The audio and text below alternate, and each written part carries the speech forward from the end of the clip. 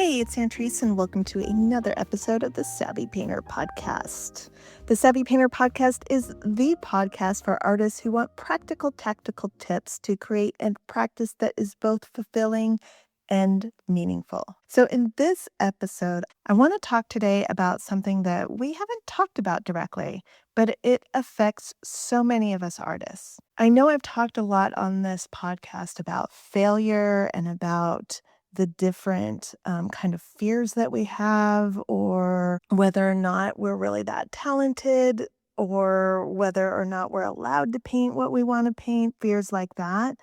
But what I want to talk about today that affects so many of us is just waiting, and more specifically, the cost of waiting.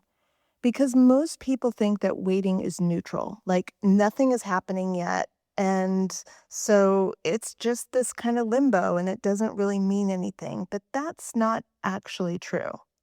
Waiting has a cost, and that cost is not always obvious. I see this all the time with artists who are clearly capable. They have skills, they understand what they're doing. They may not know everything that they think that they need to know about being an artist and what they need to do when and all of these things, but they have a general idea. And yet they still will just kind of set things aside, not make decisions, delay making decisions, things like that. So if you've ever felt like you're thinking a lot about your work, like you're planning a lot, you're learning a lot, but somehow you're still not moving or taking action in the way that you want to, this episode is for you. And if this is you, I want to tell you that nothing has gone wrong. And just to say this up front, this episode is not about giving you a guilt trip or wagging my finger at you with a like get your act together type of episode. What I'd like to offer you today is a way to see this idea clearly so that you can decide what you want to do with that clarity. Now, before we dive in, I just want you to just notice, become aware of where you might be waiting or where this feeling of waiting, which sometimes just looks like I'm not ready yet, where that feeling has started to feel familiar. Because here's what's tricky. Waiting often looks like a responsible choice. As artists, we're constantly told to be thoughtful, to be intentional. I know I've said that a lot, be purposeful and intentional, right? And we have this concept of like, I don't want to rush in and to anything. I want to make sure that either the work is ready or I want to make sure that I'm ready. Another thing that we're constantly told is do your homework, make sure you've got the information, make sure you do it the right way. And when you're surrounded by conflicting advice, whatever it is, if it's about your style, about the way that you paint, how you paint, marketing, pricing, social media, interacting with galleries, your hesitation isn't going to feel like procrastination or avoidance. It's going to feel like intelligence. It's going to feel waiting. Sometimes it just feels smart, like I'm just being careful. I'm just not quite there yet. I need a little bit more clarity. And that makes sense, especially when you care so much about your work, especially when you don't want to make a mistake or mess things up.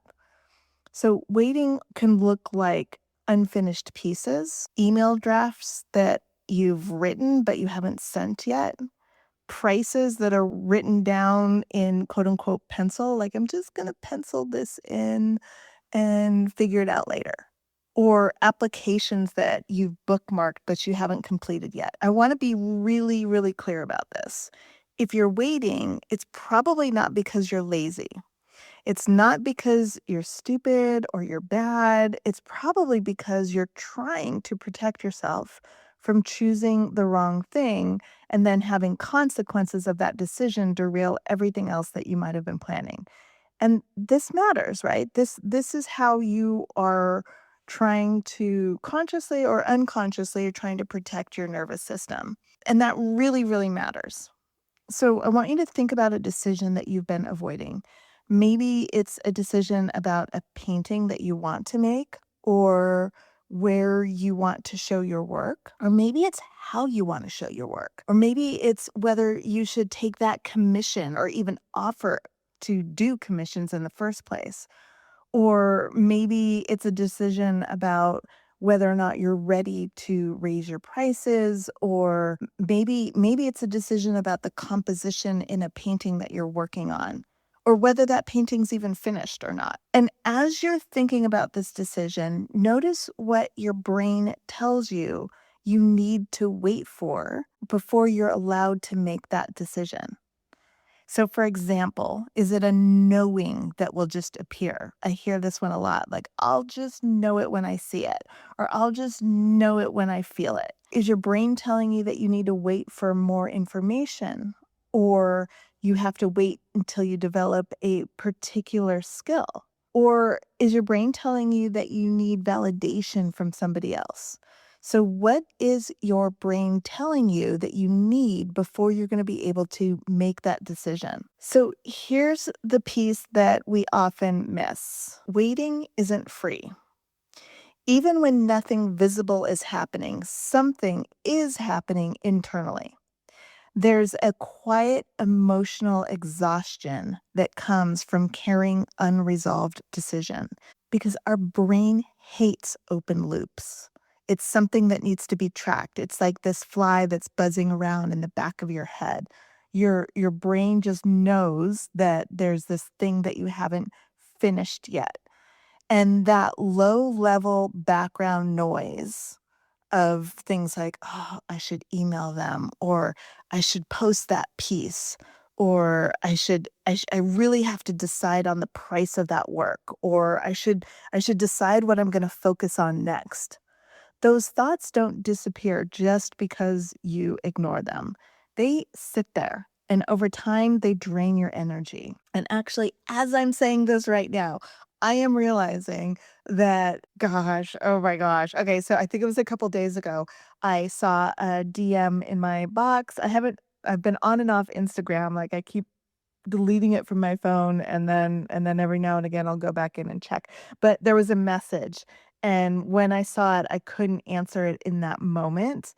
So right now, like, my brain is going through that open loop of, "Oh my god, I didn't answer that DM." And part of the reason was because it wasn't a quick answer.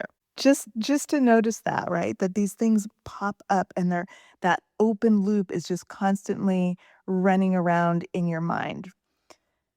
They don't disappear just because you ignore them, and even if you consciously forget about them, they just keep, like, draining that energy away. They sit there, and over time, it just kinda saps you, and it's not necessarily in a big dramatic way. It's not like in a heavy, like, a pipe burst and just, like, all this energy drains out.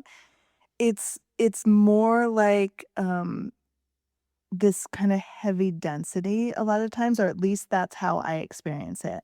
It's like mental clutter that you have in your mind that you can't clear. And sometimes it's kind of like if you've got, like, some clutter that you just got used to looking at and you've just been ignoring it, you almost stop seeing it.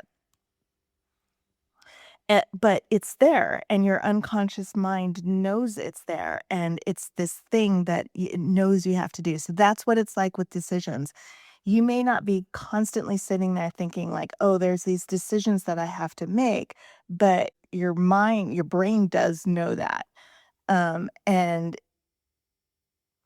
it has this sneaky little cost because every time that you don't act on something that you know matters, it adds up, it compounds. Every time you don't act on something that is important to you, your trust in yourself erodes just a tiny little bit. Not because you're bad, or you're doing something wrong. It's just because your nervous system is kind of watching, and it's learning whether you follow through on your own intentions. It's learning whether or not you keep your promises to yourself. It's learning things like whether or not you have your own back. And there's another cost to it too, and that's the opportunity cost. the opportunity cost of waiting. And this one is especially hard to miss, I think, because it reminds me of the dog that didn't bark in that Sherlock Holmes mystery. I don't know if you're familiar with that, but it's been a long time since I've read Sherlock Holmes. But the clue to the mystery that solved everything that they finally realized was, wait a minute, the dog never barked. And so it's the absence of something that can be a big clue. And in this case, what we're talking about is the opportunity cost of not making decisions. And that is a silent clue or a silent thing that is very easy to miss sometimes because things like missed deadlines don't usually announce themselves, they just drift past. And opportunities often expire without any drama. So, for example, a show that you were thinking about applying to, that you meant to apply to, and instead of deciding, you just waited and then that slipped by. Or an email that you meant to answer, or ding, ding, ding, a DM that you forgot to answer, that you meant to answer and didn't do it at the time that you had to do it, or a conversation that you had intended to follow up on, um, or I don't know, like a price that you never decided on or you never sent off to the collector. And listen, like I'm saying, if any of this sounds familiar, you are definitely in good company. We all do it, and I know that I have missed opportunities or made them so much more difficult because I waited. So that's what opportunity cost looks like. You either miss it or entirely, or you make it so much more difficult on yourself because by waiting and not deciding, you rob yourself of the time that you needed to do it or some materials that allowing yourself to easily get materials or to allow yourself to kind of have this luxurious amount of time to do the thing that you need to do, and instead it becomes got it done, but by the skin of my teeth. So, what's important here is that most artists don't fail because they chose the wrong thing. They fail because they didn't choose anything. Inaction, in my experience, is usually way more expensive than taking a wrong action. And over time, that adds up. And that adding up is where things really start to diverge because both action and inaction compound. And when indecision compounds, it looks like a series that never quite got started, or a series that you never quite finished, or ideas that stay in sketchbooks or note apps or wherever you jot them down. When indecision compounds, it looks like those emails that sit unanswered.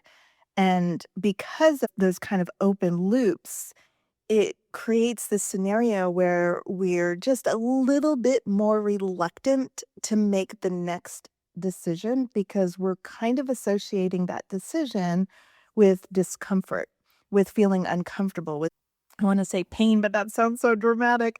But it is this feeling of discomfort. Let's just put it that way. And that contributes to this kind of growing sense of something's wrong with me. I'm not the type of person who can do this or whatever. Or more often than that, if you're kind of more of an A type personality, it just creates this sense of like, well, maybe I just need more information, that justification that starts to pop up, or this distrust of your own decisions because you're consciously or unconsciously associating it with that discomfort.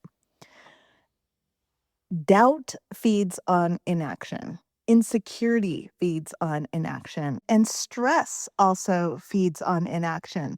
So, what starts to compound are these kind of gnawing little itty bitty doubts or that feeling of insecurity that has you believing this concept that maybe I'm just not ready yet. It's not time. It's not for me. And then the stress from that starts to build up because there's this thing that you really wanna do, but you're not allowing yourself to do it. But when action compounds, even if it's imperfect action, it's most often the opposite. Momentum starts to build, and that building of momentum gives your brain some evidence. So let's go back to some of the decisions that I mentioned earlier. When you do start the series, even if you don't know how you're going to finish it, even if you don't know exactly how this series is going to turn out, starting the paintings, deciding on the series creates the most obvious next step. And so it's simplifying things. It's simplifying like all the possibilities because you've decided I'm going to start a series. So right there, you've focused your attention on what your next action is. And maybe you know that the series is going to be about the color red. The series is going to be about intimacy. The series is going to be about whatever it is, right? That hones in your decisions and focus and makes the next decision even easier and easier and easier. So that's kind of like the compounding of decisions. Or, for example, it's like, okay, I'm going to price that painting. That painting is going to be $800, period, done. It closes that loop that was open in your head before. And now you automatically go on to the next decision that you make. And it clears things up. It's kinda like, "Okay, that decision is made, so now that I've decided on the price, then the next thing I'm gonna do is maybe I'm gonna post that price," right? So it gives you the next action that you have to take, and so that's kind of what the compounding does in terms of, deciding, but it also is giving your brain evidence. And it's not like you might suddenly feel confident in your capacity to do whatever it is you're doing. It's not like you're gonna suddenly be like, "Oh, I know exactly what I'm gonna do with this series, and I know exactly how it's gonna turn out," or, "Oh, I've priced my work at $800, so now I know, and I feel totally confident in that." You might still feel slight discomfort, but your brain picks up on this evidence that you made the decision. Evidence that you can decide, evidence that you can recover, that now that you've made the decision, you can tweak things a little bit, you can adjust. Evidence that you don't need absolute certainty in order to take action or to move. Confidence really starts to lock in after you have taken action on it, not before. And you've probably heard me talk about the difference between confidence and self-confidence. Um, I've done entire podcast episodes on that, but confidence in this context, what we're talking about is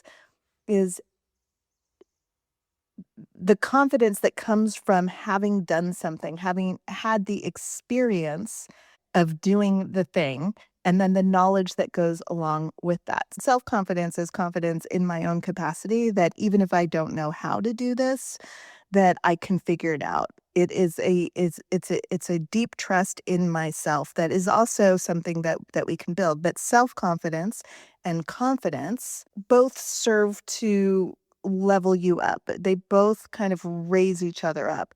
And confidence in this context, what we're talking about is after you take an action, now you have the evidence that I took that action and despite what my brain is trying to tell me, I didn't die because I took that action. I set the price. I decided that it was $800 or I decided that I was going to start the series.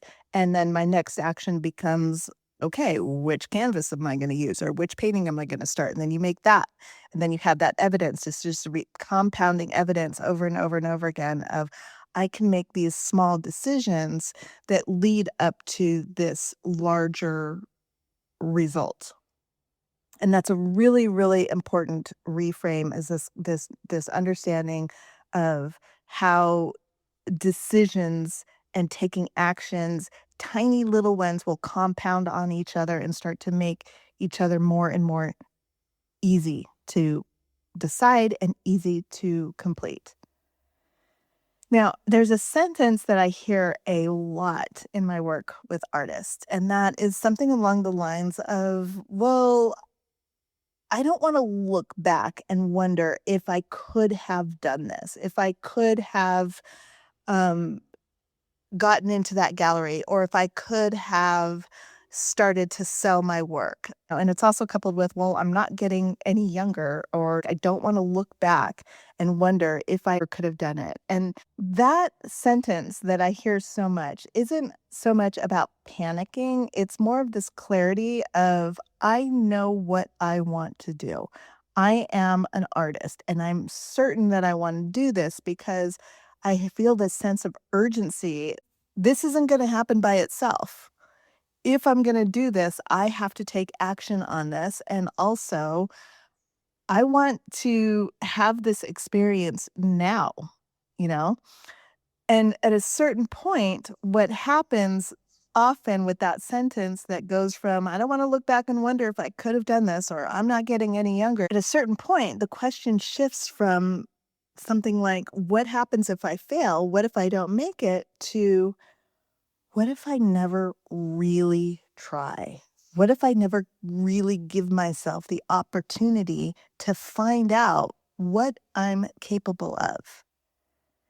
Being a quote, and I'm air quotes all over the place on this, right? Being a quote unquote real artist is not about external validation. It's about living in integrity with what you care about. And for many artists, the regret that they fear doesn't come from the things that they attempted to do. It comes from the things that they kept postponing.